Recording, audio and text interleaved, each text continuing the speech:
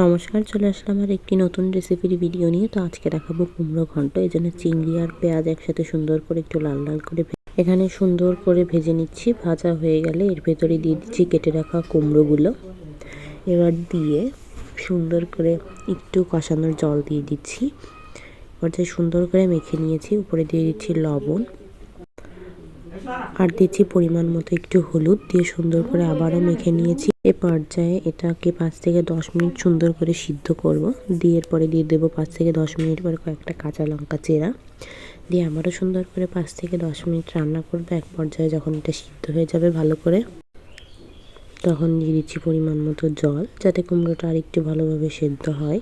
এভাবে আমরা আবারও 5 থেকে 10 মিনিট জ্বালিয়ে নেব। এবার এর ভেতর দিয়ে দিয়েছি একটু পরিমাণ মতো চিনি আর দিয়ে দিয়েছি পুঁই শাকের ডাঁটাগুলো। তো দিয়ে এবার সুন্দর করে আর একটু মাখা মাখা করে আর কি ঘন্ট টাইপের করে নিচ্ছি। তো এবারে পর্যায়ে দেখো দিয়ে দিব পুঁই শাকের পাতা ডাঁটা দিয়ে আর মিচুরি দিয়ে। তো অবশ্যই একবার রেসিপিটা ট্রাই করবে এবং কেমন লাগলো সেটা জানাবে। এরকম নতুন নতুন রেসিপি পেতে অবশ্যই চ্যানেলটাকে ফলো করবে।